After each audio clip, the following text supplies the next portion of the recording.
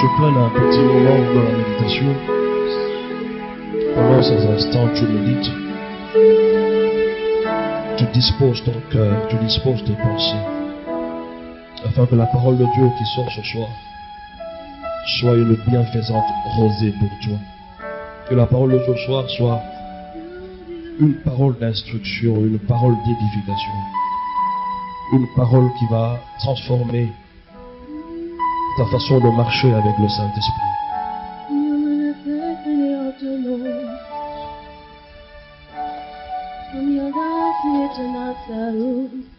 Le Seigneur est là au milieu de nous et c'est lui qui produit en nous le vouloir et le faire selon son bon plaisir. Et donc son bon plaisir est que tu apprennes des choses et que tu les mettes en pratique. Dispose-toi simplement. Merci Seigneur. Nous reconnaissons que ta parole c'est la vie. La parole c'est la vérité. Et tu l'envoies, cette parole fait des miracles. Elle ne retourne jamais à toi sans avoir accompli ta volonté. Père Céleste, au nom de Jésus, nous te célébrons pour ces instants. Nous recommandons ton peuple à ta grâce. Merci pour la disponibilité de chacun. Dans le nom de Jésus, nous bannissons toute incrédulité. Aucune philosophie, aucune intelligence humaine ne résistera à l'esprit et à la sagesse par lesquelles nous parlons ce soir, au nom de Jésus. Merci de nous accorder les paroles justes, des oracles vivants, afin que ton peuple soit instruit. Saint-Esprit, merci pour ton ministère d'enseignant. Au travers de nous, tu parles à ton peuple. Je t'écoute clairement et je transmets fidèlement tout ce que tu me donnes. Je le crois ainsi au nom de Jésus. Merci pour ces instants de grâce que nous te recommandons. C'est dans le nom de Jésus que nous avons ainsi prié, avec beaucoup d'actions de grâce. Et d'un commun accord, nous disons Amen. Nous pouvons acclamer le Seigneur. Alléluia. Le Seigneur est merveilleux. Nous vous saluons tous dans le nom de Jésus. J'aimerais que nous prenions vraiment le temps d'assimiler cette matière, parce qu'elle est très, très capitale pour la vie du chrétien. Vous allez remarquer qu'il n'y a pas d'interprète aujourd'hui. Je vais utiliser un langage très simple, afin que tout le monde comprenne. Parce qu'en fait, quand je parle 1 heure du temps, en fait, je n'ai parlé que 30 minutes avec un interprète. C'est ça. Donc, je voudrais vraiment avoir le temps d'expliquer ces choses en profondeur. Et s'il y a besoin, on va interpréter en lingala, mais on va beaucoup plus parler français parce que on voudrait que ce message aille jusqu'aux extrémités de la terre. Amen. Lorsqu'on va rester toujours lingalophone, on va se limiter aussi quelque part. Alléluia. Et j'accepterai des questions à la fin, mais des questions qui cadrent avec ce que j'ai enseigné, ce que j'ai exposé. Je ne veux pas des questions du genre, pasteur, j'en profite aussi pour... Non, non. On n'a pas ce temps-là. Donc, j'aimerais des questions qui cadrent avec ce que je vais développer. Nous sommes dans un séminaire que nous avons appelé Séminaire des percées surnaturelles. Pourquoi est-ce que nous parlons de percées? Je me rappelle au début des années 90, on a reçu une vague de nos frères anglophones, venus le plus souvent du Nigeria, et ils avaient un thème favori qu'ils développaient, c'était la percée. J'étais un très jeune prédicateur, et donc j'étais aussi intéressé à écouter, à comprendre ce que c'est que la percée. Mais croyez-moi, jusqu'aujourd'hui, je n'avais toujours pas compris ce qu'il voulait dire par percée. Et la plupart des gens qui ont aimé ces genres d'enseignement, je les rencontre aujourd'hui. Et je leur pose la question, est-ce que vous avez percé par rapport à ce qui vous a été annoncé, prêché à cette époque-là? Ils ne s'en souviennent même plus. Et donc quand on parle de percée, il peut y avoir des obstacles, il peut y avoir certaines limites, mais je peux les frayer. Et donc pour voir cette percée d'une manière pratique, les choses commencent d'abord spirituellement. Ça veut dire que sur le plan spirituel, si vous ne faites pas ce qu'il faut, vous ne produirez jamais un résultat correspondant dans le physique. Très souvent, nous voulons résoudre les problèmes de la vie pratique en utilisant des choses physiques, en nous attaquant à ce que nous voyons. Mais laissez-moi vous dire, comme la Bible déclare, que tout ce que nous voyons créé sur cette terre n'a pas été créé à partir des choses visibles. Ça veut dire des choses physiques. Mais c'est à partir des choses spirituelles. La Bible dit que c'est par la parole que nous voyons tout venir à l'existence. Or, Jésus nous dit, et nous définit la nature de sa parole. Il dit la parole de Dieu est esprit et vie. La parole de Dieu, ce ne sont pas des lettres que tu vois dans ce livre que tu appelles la Bible. Je crois en la Bible, de Genèse à Apocalypse. Je crois que la Bible est vraie. Mais les caractères que tu vois dans ce livre, c'est pour aider ton intelligence à comprendre la pensée de Dieu. Et une fois que cette pensée va entrer en toi, il faut que cette pensée-là, tu la comprennes à la dimension de Dieu. Voilà pourquoi nous parlons des percées. Nous pouvons aller d'un point A vers un point B. N'est-ce pas? Nous devons prospérer. Nous devons aller de l'avant. Nous devons atteindre certaines dimensions que nous n'avons jamais atteintes jusque-là. Ok? Et il y a certaines choses pour lesquelles on voudrait bien arriver à ce point-là. Mais on sent comme s'il y a des choses qui nous empêchent à y arriver. Mais si vous comprenez les percées spirituelles, ça veut dire, sur le plan spirituel, 1, il faut être spirituellement vivant en Dieu. 2, et il faut aussi être spirituellement actif.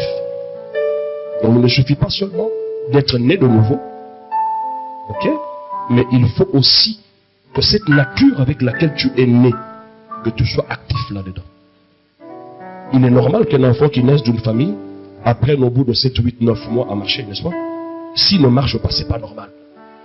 Parce que c'est une nature, une naissance naturelle, biologique, et donc il faut respecter aussi les normes de la nature. C'est pareil pour la nouvelle naissance. Lorsque vous naissez de nouveau, on ne parle pas d'une naissance physique. Non. Ça n'a rien à voir avec la masse de chair que tu as là. Mais cela est en rapport avec ton esprit. Et qui dit nouvelle naissance fait allusion à un bébé. Ah oui. De la même manière que tu es né de ton père et de ta mère, tu étais un bébé, on ne t'a pas donné des morceaux de chikwang le même jour. N'est-ce pas? Et c'est pareil aussi quand tu nais de nouveau en Christ. Tu ne vas pas affronter des choses difficiles dès le premier jour. Et je suis dans le regret de constater que beaucoup de gens sont encore au stade des bébés. Depuis le jour où ils sont nés de nouveau. Parce que la Bible déclare ceci, Galates chapitre 4, aussi longtemps que l'héritier est enfant, à partir du verset 1, je dis qu'il ne diffère en rien d'un esclave, quoiqu'il soit le maître de tout. Mais il est sous les tuteurs jusqu'au temps marqué par le Père. Aussi longtemps que l'héritier est enfant. On peut aussi se dire, tant que cela durera. Aussi longtemps tu garderas cette position d'enfant. Certes, tu es le maître de tout. En d'autres termes, tu es héritier de tout. Co-héritier avec le Christ. Ça veut dire que vous êtes héritier au même titre. Ce que le Christ est, c'est ce que tu es. Ce que le Christ a, c'est ce que tu as. Ce que le Christ peut, c'est ce que tu peux. Mais pourquoi on n'y arrive pas à le faire? Jésus lui-même nous montre l'exemple. La Bible déclare que Jésus croissait en stature et en sagesse et en grâce. Il croissait. Non seulement physiquement, mais aussi spirituellement. Parce que quand on parle de grâce, c'est des choses spirituelles. Et jusqu'au temps marqué, Jésus va être au loin du Saint-Esprit après le baptême. Et il va commencer son ministère. Alors, étudiez la vie de Jésus avant le baptême de Jean. Vous allez vous rendre compte qu'il était très limité. Ok? Il fallait que le temps soit accompli. Et la Bible dit, lorsque les temps furent accomplis. Aussi longtemps que l'héritier est un enfant, je dis qu'il ne devait faire rien d'un esclave. Voyez-vous? Alors, pour arriver à percer sur le plan spirituel, c'est lié aussi à votre taille spirituelle. pareil qu'un enfant de 3 mois ne peut pas tabasser un enfant de 20 ans, de même que toi aussi. Remarquez que Satan est aussi esprit, ils sont d'accord? Mais il a quel âge? Il a une éternité d'âge. Et il a l'expérience de la ruse depuis le ciel, en passant par Éden, jusqu'à nos jours. Alors aujourd'hui, moi, à peine né de nouveau, je vais combattre Satan. Je combats qui? Un esprit comme moi. Parce que l'homme est un esprit. Nous sommes d'accord avec ça? Alors, la personne que je suis en train de combattre a quelle taille spirituelle? Alors, remarquez et observez bien de loin quand la plupart de nos frères font le combat spirituel. Ça vous rappelle quoi?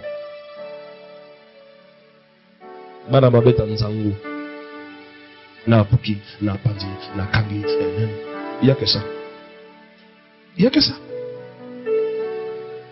Ça prouve que ce sont des enfants qui s'amusent. Nous allons faire allusion au combat spirituel, c'est vrai. On va expliquer comment il faut percer sur le plan spirituel. Et nous allons aussi expliquer le mystère du parler en langue et ses réalités dans la vie d'un chrétien. Quand on parle de réalité, ce sont des faits. De la même manière que la Bible déclare, celui qui est en Christ est devenu une nouvelle créature. Voici. Toutes choses sont devenues nouvelles, n'est-ce pas? Voici. Ce sont des faits.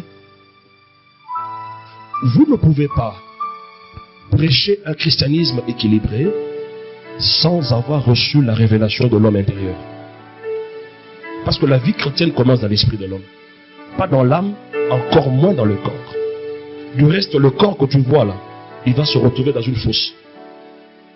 On peut embellir cette fosse qu'on appelle tombeau tant qu'on veut, mais cette chair-là va pourrir et va disparaître. Et au ciel, nous aurons de nouveaux corps. Ok? Ce qu'on appelle la rédemption de la chair. Mais l'homme véritable est esprit. Je prends un exemple de la nature. Lorsque un homme, humain qu'il est, parle avec un chien et comprend le langage du chien, qu'est-ce que vous allez dire? C'est pas normal. N'est-ce pas vrai? Jésus nous a donné la nature de son Père, n'est-ce pas? Il dit que Dieu est esprit.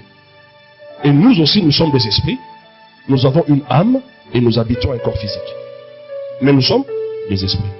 Et lorsque moi, esprit, je parle à Dieu esprit, vous ne trouvez pas que c'est naturel? Il n'y a rien de surnaturel là-bas. C'est naturel. C'est ce qui doit se faire normalement. Mais lorsque je parle à Dieu avec mon intelligence, Seigneur, je te loue, je t'exalte. Dieu accepte cette prière. Elle est très bonne. Il n'y a pas à redire là-dessus. Mais il y a une condition. Pour que Dieu l'accepte, il faut que je fasse cette prière-là en accord avec les Écritures. Comprenez déjà que lorsque je m'approche de Dieu avec mon intelligence, il y a un petit décalage déjà. Mais lorsque, de par ma nature spirituelle, je parle à Dieu qui est aussi esprit, ça c'est une relation normale. Vous pouvez prendre une antenne UHF, l'allonger avec un long bambou autant que vous voulez. Vous ne capterez jamais le programme de Canal+. Nous sommes d'accord? Parce que l'antenne réceptrice que vous avez élevée n'est pas appropriée. Alors si vous voulez capter les choses du ciel, comprendre comment les choses évoluent spirituellement, la partie qu'il faut d'abord développer, c'est la partie intérieure. Celui que vous voyez, c'est le fils de mon père et de ma mère. Mais c'est celui qui est en moi qui est le fils de Dieu. Celui-là, c'est l'esclave de mon être. Mon âme, l'âme c'est pas le cœur là qui bat ici, non. Cet organe qui fait boum, boum, boum fait partie du corps. Simplement. Ça n'a rien à voir avec l'âme, c'est le corps. Ok? Mais c'est le siège physique de mon âme. C'est mon intelligence, mes sentiments. C'est là où je prends des décisions. Mais remarquez que si mon âme n'est pas renouvelée, je ne discernerai jamais quelle est la volonté de Dieu. Ce qui est bon, agréable et parfait.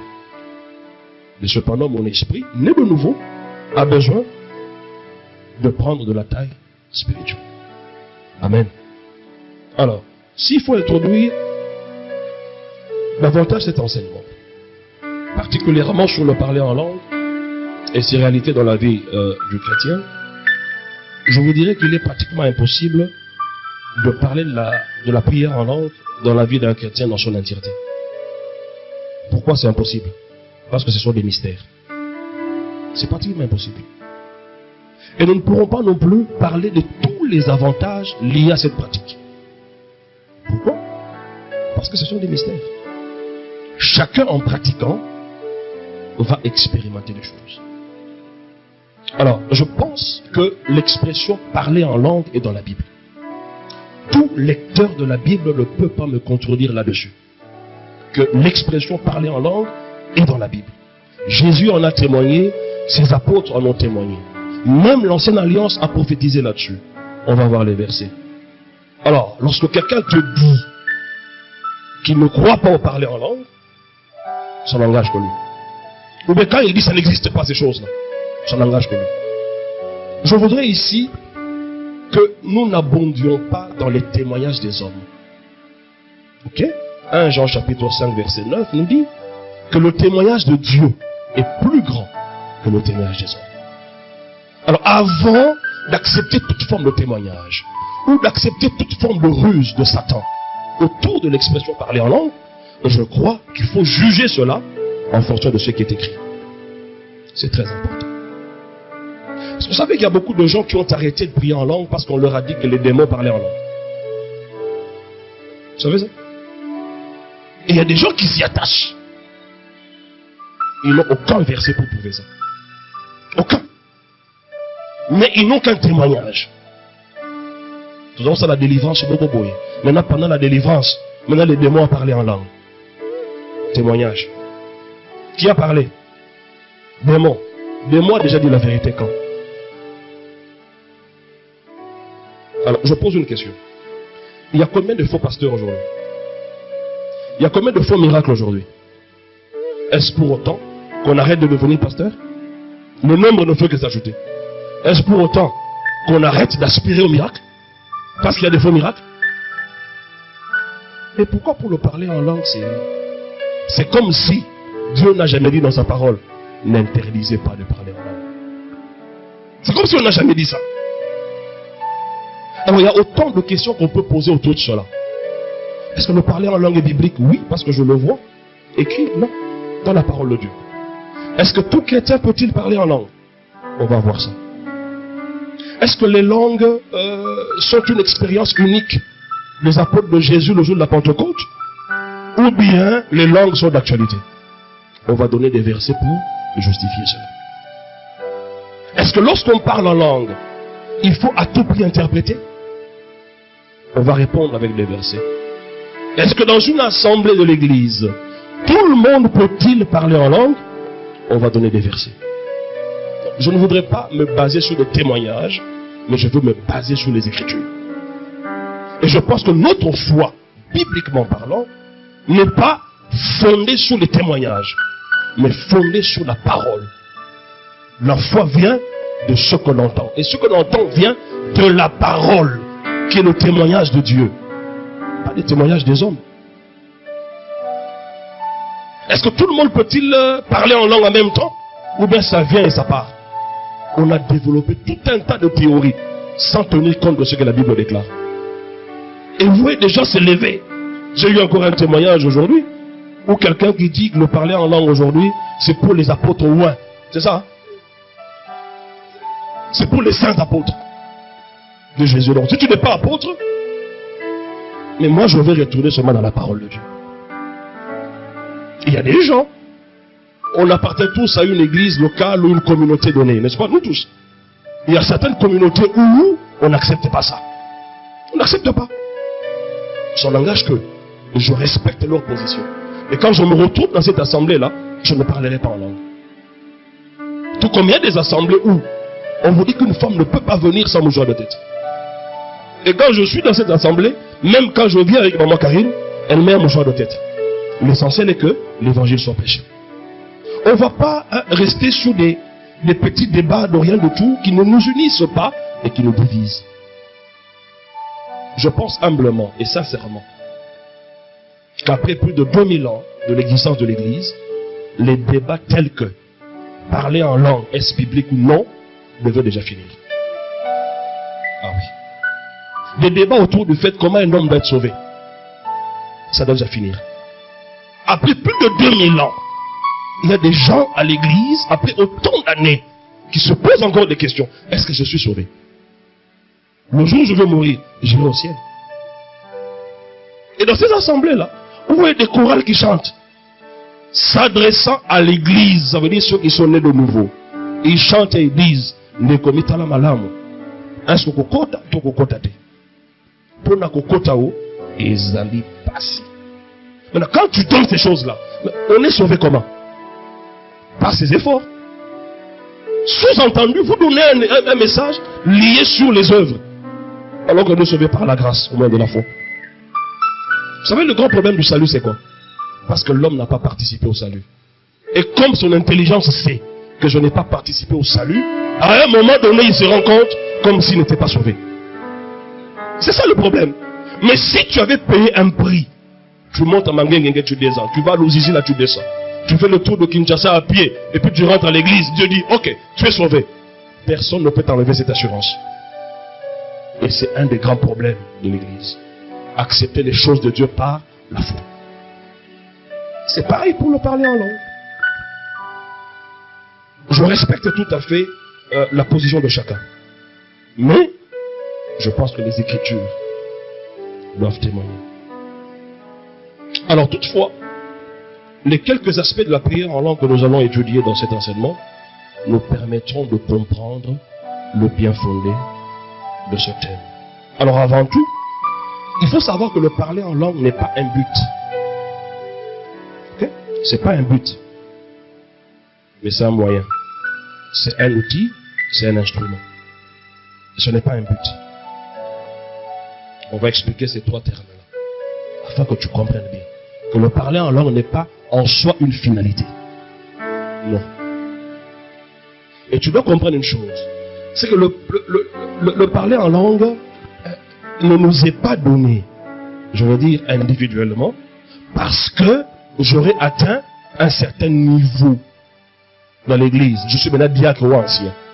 Alors on me donne le parler en langue comme récompense. Non. Non. Vous comprenez? Ça ne tient pas compte d'un niveau spirituel donné. On va démontrer avec les Écritures qu'il y a des gens qui ont cru en Jésus le même jour et ils ont parlé en langue le même jour. Des conditions telles que il faut d'abord être baptisé d'eau par immersion afin d'accéder au baptême dans l'esprit. C'est pas biblique. On va donner des versets où vous verrez les gens croire en Jésus, baptisés de l'esprit après, et puis ils vont aux eaux du baptême. Et d'autres qui croient, qui commencent après par passer par les eaux du baptême et aller dans le parler en langue. Et donc, l'ordre entre le baptême d'eau et le baptême du Saint-Esprit importe peu. La première condition, c'est que tu dois croire en Jésus. C'est ça la condition première. Et lorsque tu as cru en Jésus, tu es un candidat au nom du parler en langue. Tu es un candidat. Tout dépend de toi, de ta foi. Quand je dis que ce n'est pas un but en soi, ce n'est pas une finalité. C'est-à-dire quand j'y arrive, je me dis, ok, c'est bon, j'y suis, je parle en langue, et ça s'arrête là. Non. Et beaucoup de gens négligent cet aspect des choses. Pourquoi? Parce qu'ils ne connaissent pas les avantages liés à la prière en langue. Instinctivement, tout le monde sait que sans manger, je meurs de faim. Mais sur le plan spirituel, les gens ne comprennent pas non plus que le fait que mon esprit ne se donne pas ces choses, mon esprit manque aussi quelque chose.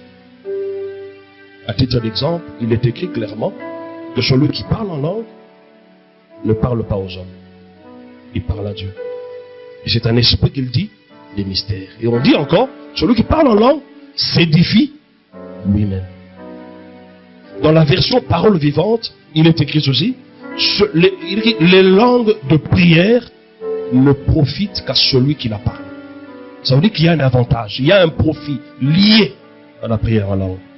Alors comme tu connais la valeur de bien manger le foufou, tu sais que tu dois manger au moins 3-4 boules. Mais comme tu ne connais pas la valeur de prier en esprit, voilà pourquoi tu pries en bipant Dieu. Oh Seigneur, je te loue, je te... Oh, papa, oh mon Dieu, mon roi. Et tu t'arrêtes là. Et tu dis, tu vas parler en langue. Parce que si tu prends une seule bouchée de foufou, tel que je te connais là, tu seras rassasié. Tu continues pourquoi? Parce que tu connais la valeur de manger le foufou. Voilà pourquoi tu prends le temps.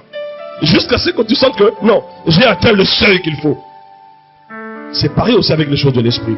Lorsque tu vas les pratiquer, tu vas commencer à te rendre compte que je suis en train d'atteindre un certain seuil, un certain niveau, avec lequel je peux faire des exploits. Et donc, prier en langue, ce n'est pas en soi une finalité, ce n'est pas un but à atteindre, mais c'est un moyen, c'est un outil, c'est un instrument. Instrument, oui. Pourquoi? Pour aiguiser mon esprit, par exemple. Oui, c'est un moyen. Pour atteindre quoi? La plénitude en permanence. C'est un moyen. Alors, à la question de savoir, est-ce que tout le monde qui reçoit le baptême dans le Saint-Esprit doit parler en langue? Ça divise beaucoup de gens. Ça divise beaucoup de gens. J'ai suivi encore. On a eu tout un tas d'enseignements pendant la Pentecôte ici. Je suivais encore quelqu'un à la télévision qui disait que parler en langue, ce n'est pas nécessairement le signe du baptême dans le Saint-Esprit. Il y a beaucoup de signes. Non, il ne comprend pas. Que ça commence par là. Pour atteindre les autres. Remarquez que dans le verset qu'on va voir, on dit, ils se mirent à parler en langue et à prophétiser. Jamais ils ont prophétisé et puis ils ont parlé en langue. Non. Ils ont commencé par la prière en langue et ils ont atteint la prophétie. Le baptême de l'esprit est une porte ouverte au don du Saint-Esprit. Donc, si tu parles déjà en langue, ce n'est pas en soi une fin. Non. Ce n'est pas en soi une finalité. Non. C'est un moyen, c'est un outil. C'est un instrument. N'est-ce pas? C'est un instrument de prière dans la vie d'un chrétien. Nous allons voir comment des fois nous prions très mal. Comment des fois on appelle prière ce qui n'est pas prière.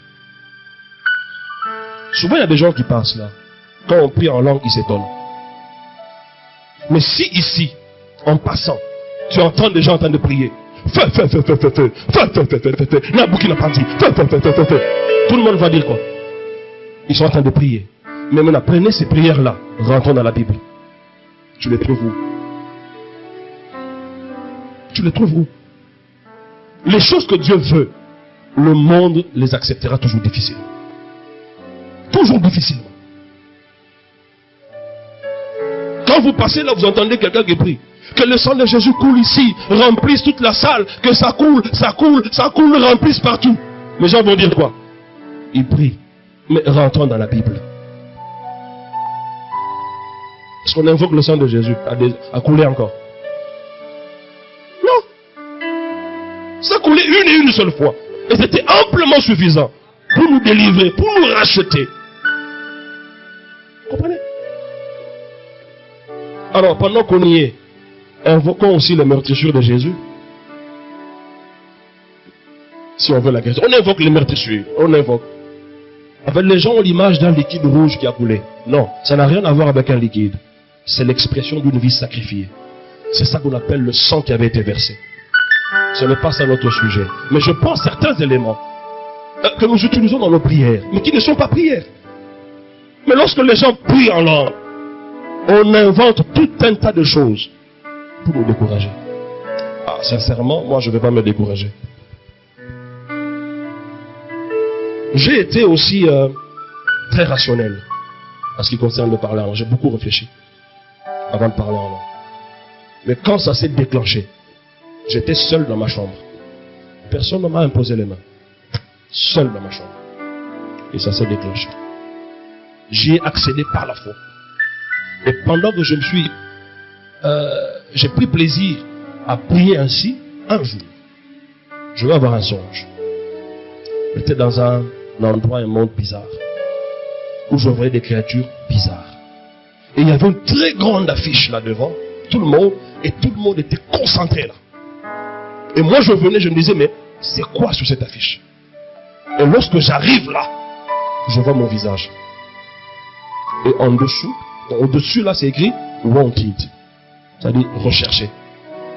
Et en dessous, on a placé le prix qu'on devrait donner à quiconque m'attraperait. On a juste mis le signe du dollar, 1, et le nombre des zéros je n'ai pas vu où est-ce que ça s'arrêtait. Et à peine je me rendais compte en disant que ma vie vaut autant, que ces gens-là se sont rendus compte que c'était moi. Ils ont commencé à me suivre. Et à chaque fois que je priais en langue comme je le faisais d'habitude, je les voyais tomber. Et quand j'arrêtais, je les voyais m'attraper. Mais ce songe est arrivé à quel moment? Lorsque j'ai lu un livre, permettez-moi de citer le nom. Parce que moi, je crois fermement que ce livre a induit beaucoup de gens en erreur. Et c'est de là que beaucoup de ministères de combat se sont, comment je dirais, fondés. Rebecca Brown. Des expériences personnelles. Elle dit ceci dans son livre. Il est venu libérer les captifs.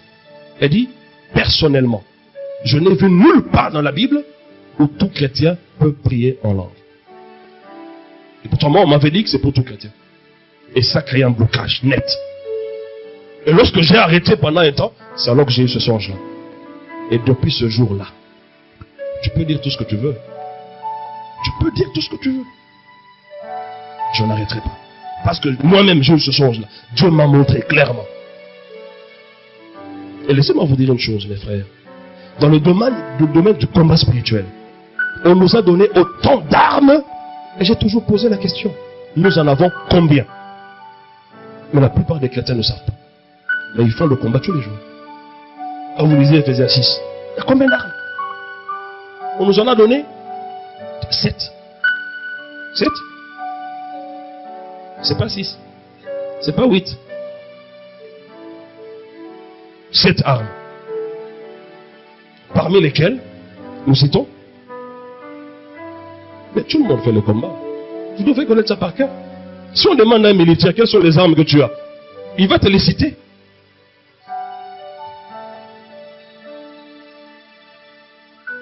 Non, il faut le dire à haute voix. Allez-y.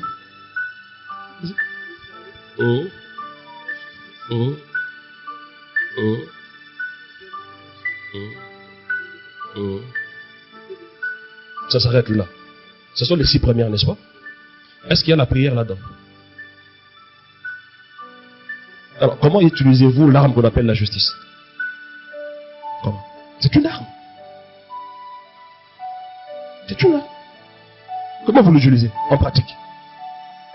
Mais jusque-là, il y en a 7. Les 6 premières armes, je ne vois rien qui parle de prière. Mais la dernière arme, c'est laquelle? Faite en tout temps par l'Esprit. Toutes sortes de prières et de supplications. Veillez à cela avec une entière persévérance. L'arme en rapport avec la prière dans le combat spirituel s'appelle comment? La prière, pas simplement la prière, mais la prière faite par l'Esprit. C'est quelle prière? Humblement. Est-ce qu'il y a autant d'écoles de délivrance qui enseignent ça? Et de combat? Et pourtant c'est une arme extraordinaire. Mais qui passe comme ça. Les gens préfèrent faire des gestes que de libérer la parole de vie. Bon, voilà pourquoi on me dit que moi je prêche l'évangile des blancs. L'évangile des noirs c'est lequel? S'il y a 2 évangiles, hein? Alors là vous donnez raison au Dieu de noir ici. Vous donnez raison au Dieu de noir. Donc avant tout il faut savoir que le parler en langue n'est pas un but mais un moyen, un outil, un instrument. Par ailleurs, il y a beaucoup d'aspects de la prière en langue que nous allons découvrir nous-mêmes, n'est-ce pas? Pendant notre vie personnelle de prière, selon que le Saint-Esprit va nous les révéler. Moi j'ai expérimenté par exemple la santé divine. Et j'ai placé ça parmi les avantages de la prière en langue. Je dis que la prière en langue comment édifie notre système immunitaire. Ça j'ai expérimenté. Et j'ai inversé. L'esprit de l'homme fait quoi? Soutient l'homme même dans la maladie. Et quand cet esprit prie, c'est quand je prie en langue. J'ai toujours témoigné, n'est-ce pas? Toutes les maladies de ma famille, moi ça ne m'a jamais atteint. Hypertension, diabète, être myope, porter des lunettes, moi je n'ai pas tout ça. Et ce sont des liens de ma famille, pourquoi moi ça ne m'attrape pas? Je ne suis pas spécial. Non, humblement, je ne suis pas spécial. Mais j'ai compris un secret. que beaucoup n'ont pas compris. Je n'ai jamais été une délivrance quelconque, comme on le fait généralement. Non. Mais j'ai toujours posé, mais comment moi? Je ne suis pas victime de ces choses. Alors je vais t'apprendre une partie de ces secrets avec cet enseignement. Nous ne sommes qu'au début. Alors cet enseignement vous donnera l'impression que nous élevons ou exaltons le parler en langue au-dessus de tous les autres thèmes de la Bible. Non, non. C'est parce que nous parlons langue. Lorsque je parle de foi aussi, c'est avec autant d'éléments bibliques. Ah oui. Quand je parle salut, quand je parle rédemption, c'est aussi autant d'éléments que je donne. Mais ça ne veut pas dire que je vais élever ça au-dessus des autres. Non. Nous voulons simplement mettre le parler en langue à sa juste place. Alors plusieurs serviteurs de Dieu traitent ce sujet de parler en langue avec beaucoup de mépris. Ah oui. Moi j'ai entendu, j'ai rencontré personnellement des gens qui vous disent, lorsque vous allez dans une église où les gens parlent en langue, sortez de là. Sortez, ce sont des magiciens. Je ne sais pas. Papa, est-ce que tu lis la Bible ou pas? Tu lis la Bible ou pas? À la Pentecôte, ça s'est fait. 20 ans après la Pentecôte, ça s'est fait. On va donner les chronologies. Pentecôte, Pierre chez Corneille, Actes des Apôtres, 19 avec Paul, les disciples d'Éphèse. On va donner la chronologie des temps. Ce n'est pas une expérience unique. Et tous les réveils dans le monde entier ont eu une caractéristique. 1. Qu'est-ce qu'il y avait? Des conversions en masse. 2. L'esprit était répandu avec un signe, le parler en langue. Et tous ces animateurs, instruments que Dieu a utilisés pour le réveil, dans le secret de leur vie, ont toujours témoigné que nous prions beaucoup en esprit. Tous les leaders dans le monde qui ont apporté un certain réveil ont toujours dit ça. Ah oui, ils ont toujours dit ça. Alors il y a beaucoup de gens, je veux dire des hommes de Dieu, qui prient en langue. Mais ils n'ont pas l'expérience de ces choses dans l'assemblée.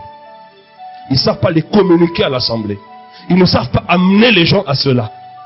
Et ce qui fait que vous retrouvez dans certaines églises que le pasteur seul parle en langue. Et du coup, tout le monde pense que c'est pour les pasteurs. Je ne vois pas de verset par rapport à cela. Donc vous pouvez parler de ce sujet avec beaucoup de mépris, mais n'oubliez pas que Jésus lui-même a dit, voici les miracles qui accompagneront ceux qui auront cru. Jésus l'a dit. On chasse les démons, n'est-ce pas? On prie pour les malades, mais quand il s'agit de parler en langue, qu'est-ce qu'on dit? C'est un don. Alors quand vous dites c'est un don, ça veut dire quoi? Alors je pose ma question autrement. Est-ce que le salut en Jésus est un don? Oui. Car Dieu a tant aimé le monde qu'il a donné.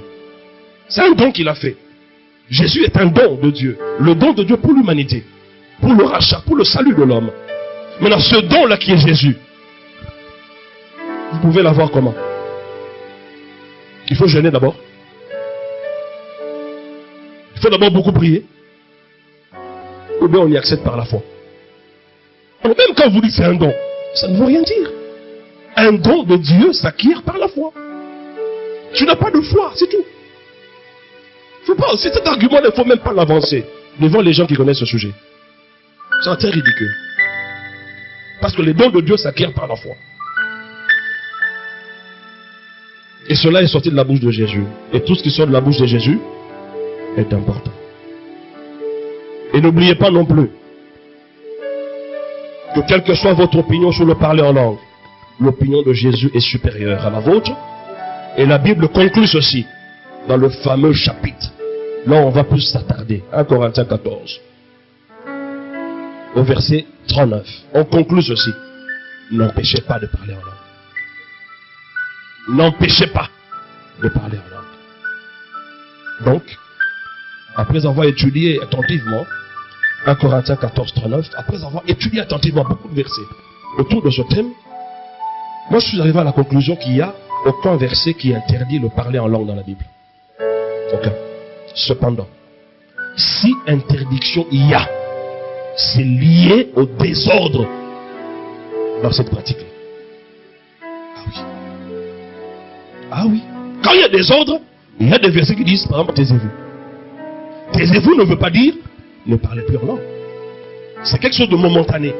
Parce qu'il y a un désordre. Et puisqu'il y a désordre, moi, le pasteur de l'église locale, j'ai la responsabilité d'enseigner à l'église comment le faire avec ordre et bienséance. Ah oui. C'est ma responsabilité. Et le fameux verset, c'est 1 Corinthiens 14, verset 27.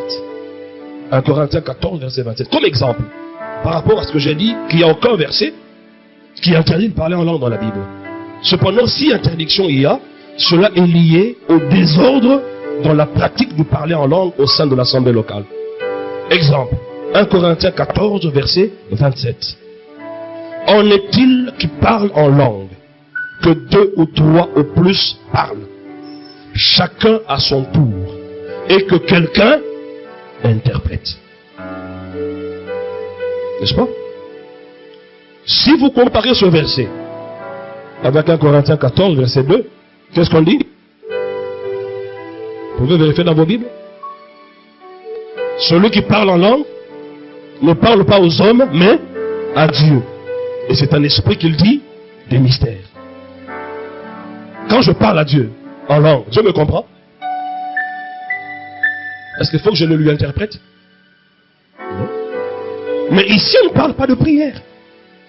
Et vous voyez des gens s'accrocher à ça. Quand il n'y a pas d'interprète, qu'on se taise. Mais ils exposent leur ignorance. Parce que tout parler en langue, on ne l'interprète pas. Il y a la langue de prière, il y a la langue de message. Et ici, c'est un message. Et comme Dieu nous a parlé dans une langue inconnue, on dit il faut qu'il y ait un interprète. Et puis remarquez bien, on dit très bien ceci. En est-il qui parle en langue? C'est au pluriel. Que 2 ou 3 au plus parlent. Que 2 ou 3 au plus. Et quand il s'agit de prière en langue, il n'y a pas de limite par rapport au nombre. Il n'y a pas de limite.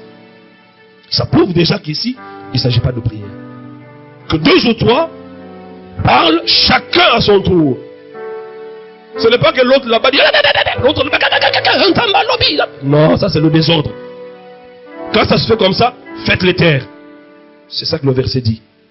Ou quand il n'y a personne pour interpréter, faites-les taire. Et finalement le verset dit, et qu'on parle à soi-même et à... Alors on ne vous interdit pas de prier. On peut continuer à parler à Dieu. Là ce n'est pas un message, je prie. Et donc j'ai vu cet exemple et je conclus que si interdiction il y a, c'est lié au désordre. Et je pense humblement que 1 Corinthiens 14 nous a été donné pour que nous apprenions comment les dons spirituels, comment la pratique du parler en langue doit se faire dans l'église. Mais il ne faut pas oublier 2 autres versets, frères. Il s'agit d'1 Corinthiens 12 et 1 Corinthiens 13. Ok? Dans 1 Corinthiens 13, on développe l'amour. On parle plus de l'amour. Et remarquez qu'entre 1 Corinthiens 12, où on énumère les dons du Saint-Esprit, et 1 Corinthiens 13, on parle de l'amour, et 1 Corinthiens 14, il parle de la pratique. Mais au milieu, il y a quoi? Il y a l'amour. Quand il y a l'amour, on fera bien les choses. Et on va voir un peu plus loin qu'un des éléments clés pour activer les dons du Saint-Esprit, c'est lorsque vous développez le fruit de l'amour. Ah oui. Remarquez beaucoup de gens qui détruisent les familles, qui divisent les familles. Ils n'ont pas l'amour. Mais ils prétendent avoir un don spirituel. Est-ce que la prophétie a été donnée pour diviser les familles? Non. La prophétie exhorte, console et édifie. Mais une prophétie sort, papa et les enfants se divisent. Et nous sommes un but de nous-mêmes. Et certains disent, vraiment prophète qui est à la table en colo. C'est un destructeur. Les dons du Saint-Esprit ne détruisent pas. Édifie l'église. Ça construit l'église. Les mariages sont disloqués dans les assemblées. Et puis ils sont comme des électrons libres, des gens qui passent comme ça dans la rue. Il suffit qu'ils voient quelqu'un de loin et puis il vient, Nzamba-Lobi. La prophétie c'est un signe pour l'église, pas pour le monde. Et les langues sont un signe pour les païens. Donc quand je prie en langue, en présence des païens, c'est un signe qui leur montre que j'ai quelque chose que tu n'as pas. Ça ne veut pas dire que quand les païens sont dans l'assemblée, je dois me taire. Non. Pas du tout, on va y arriver. Et il y a beaucoup de pasteurs de Dieu qui interdisent même à leurs fidèles de parler en langue, comme on a dit, et même à prophétiser. Et vous allez retrouver quelques gens, pas jeunes forcément, ils sont là, ils sont 4-5 dans l'assemblée, c'est eux les prophètes. Vous tous là, vous dépendez de ces gens-là, de leurs humeurs, tout ça. Non. Vous savez, dans l'église de Moïse, hein, j'ai trop à lui poser une question. Il dit, mais Moïse, qu'est-ce que tu fais avec le peuple? Il dit, c'est que le peuple vient consulter l'Éternel chez moi. Et j'ai trop à lui dire quoi? Tu vas te fatiguer, tu vas t'épuiser, et tu vas même épuiser le peuple. Ça, c'est l'église de Moïse. Dans l'église du Christ, la Bible est claire. Il a été donné à chacun, ça veut dire à tout le monde, la manifestation de l'esprit. On parle des dons spirituels. Pourquoi? Pour l'utilité commune. À chacun, c'est à tout le monde. Dites-moi de quel droit vous prenez 5-6 personnes et vous nous obligez tous à aller consulter Dieu auprès de ces gens-là. Quelqu'un peut dire c'est à cause du désordre, mais la réponse est dans la Bible. Quand désordre il y a, le berger de l'église locale a la responsabilité d'enseigner à ses brebis comment le faire. Donc le désordre n'est pas une raison pour qu'on arrête avec ça. Ce n'est pas une raison. Parce qu'il y a une solution à ça. Pour la bien énumérer les choses. Il les a si bien expliquées. Et donc moi je n'ai pas le droit d'interdire aux gens de parler en langue, sauf s'il y a des ordres. Et lorsque j'interdis, je lui dis, viens, on ne fait pas comme ça. On fait comme ça et comme ça. Allez, vas-y. Et lorsque vous détectez dans une église quelqu'un qui a cette grâce qui se manifeste déjà, prenez-le, encadrez-le. Ok? Parce que celui qui prophétise là, mes frères, il doit être discret. Ce doit être quelqu'un qui va de maison à maison, écouter les histoires des gens. Le jour où il va dire la vérité, qu'est-ce que vous allez dire? Il a écouté les histoires, maintenant il veut raconter ça. Ça devient une prophétie. Et c'est un sujet de désordre dans l'église. Alléluia. Un sujet de désordre. Nous avons expérimenté ces choses. Et frère, je suis né dans ces enseignements. Et j'ai grandi là-dedans. Je ne cherche pas des mots pour expliquer ça. Voyez-vous? C'est comme quelqu'un. Ayekola français là qui mukolo. Et Révézara. C'est comme ça aussi avec ces choses. Il y a des gens qui ont appris ça en chemin faisant. Il a déjà un grand ministère en Guillemets. Maintenant, pour justifier sa renommée, il se permet de dire certaines choses qui ne cadrent pas avec les Écritures. J'ai beaucoup de respect pour tout le monde. Mais n'empêche qu'avec l'onction apostolique qui nous accompagne, écoutez, il faut recadrer les choses. Il faut mettre chaque chose à sa place. C'est pour le bien de l'église. Ça n'a rien de personnel. Mais c'est pour l'église. Alors on va voir quelques versets. Que lorsque vous empêchez aux gens de parler en langue et prophétiser, vous avez vraiment tort. Premier verset. Acte 19, versets 2 à 6. Acte 19, versets 2 à 6. Je voudrais continuer et commencer au verset 1. Parce que je veux faire une parenthèse. Acte 19. Pendant qu'Apollos était à Corinthe, Paul, après avoir parcouru les hautes provinces de l'Asie, arriva à Éphèse. Ayant rencontré quelques disciples, il leur dit, verset 2 maintenant, avez-vous reçu le Saint-Esprit quand vous avez cru? Ils lui répondirent, nous n'avons pas même entendu dire qu'il y ait un Saint-Esprit. J'ai suivi personnellement un apôtre à la télévision qui disait, en accord avec ce passage, ces deux versets, il dit il y a des chrétiens, il dit bien des chrétiens. Ça sous-entend qu'ils sont nés de nouveau, n'est-ce pas? Et il dit il y a des chrétiens dans l'église qui n'ont pas le Saint-Esprit en eux. Est-ce que je peux être le fils de mon père sans avoir son sang qui coule dans mes veines? Alléluia. À chaque fois que je suis avec maman Bibiche, on me demande, c'est ta soeur. Parce qu'elle est très claire. Mais lorsqu'on fait un test de paternité, on verra que ce n'est pas ma soeur de sang. On n'a pas le même sang qui coule dans nos veines. Alors comment tu peux être enfant de Dieu et ne pas avoir le Saint-Esprit? celui qui n'a pas le Saint-Esprit ne lui appartient pas. Ne lui appartient pas. Et avoir le Saint-Esprit ne veut pas dire que tu deviens l'homme le plus correct qui soit. Mais on t'a donné cette personne pour t'aider justement à manifester le fruit de l'esprit, le caractère chrétien. Parce que de toi-même tu ne peux rien. Et un peu plus loin tu vas comprendre qu'il y a la personne de l'esprit que nous avons, mais il y a aussi le baptême dans le Saint-Esprit. Ce sont deux expériences distinctes. Et on va démontrer ça avec des versets à l'appui. Alors, ces gens-là, Paul leur pose des questions. Avez-vous reçu le Saint-Esprit quand vous avez cru? En fait, il ne leur demande pas, est-ce que la personne du Saint-Esprit est venue en vous lorsque vous avez cru? Non, il parle du baptême. Il parle du baptême. Je ne sais pas. Tu abordes des gens. Tu ne sais pas s'ils sont chrétiens ou pas. Tu leur poses la question, ils disent qu'ils sont des disciples. Mais d'où vient l'idée que Paul pose cette question? Avez-vous reçu le Saint-Esprit? Je pense que d'autres commençaient par dire, tu as les liens de la famille. N'est-ce pas?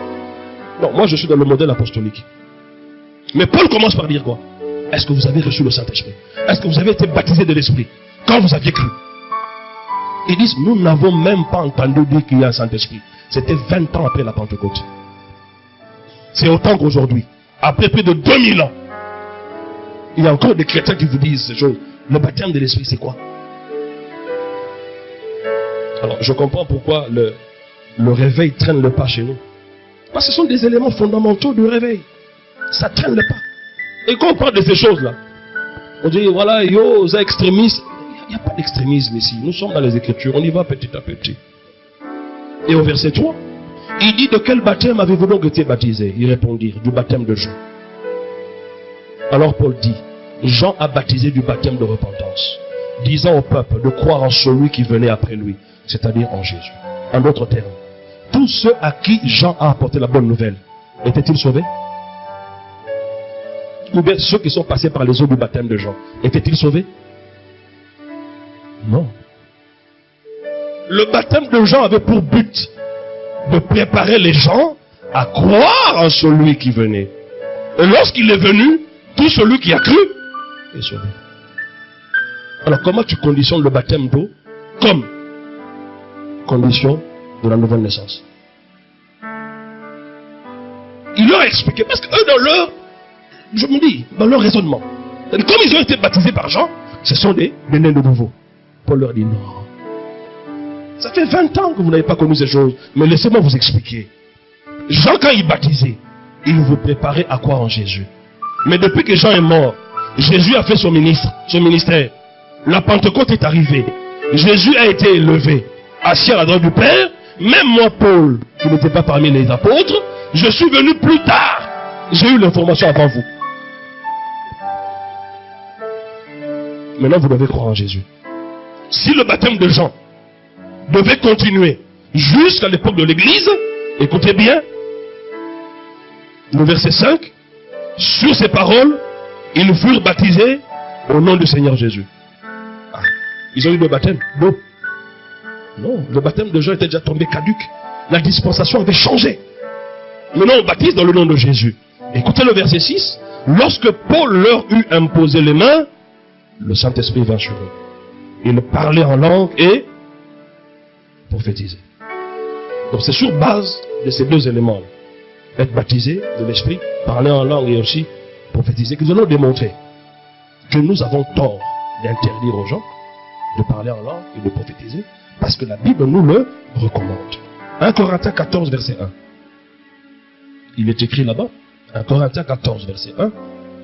Aspirez au don spirituel, surtout à celui de la prophétie. Aspirer veut dire quoi? En grec, c'est convoiter.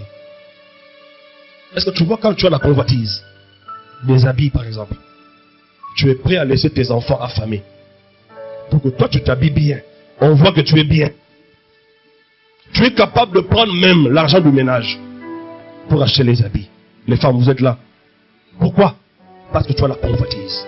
Est-ce que le même sentiment peut-il t'amener aussi à aspirer au don spirituel de cette manière? Quand on dit aspirer, C'est convoiter, ambitionner. Aspirer ne veut pas dire, comme j'ai vu dans certains endroits, maintenant vous allez recevoir le don de l'esprit. Levez-vous, maintenant aspirez. Tout le monde dans l'église.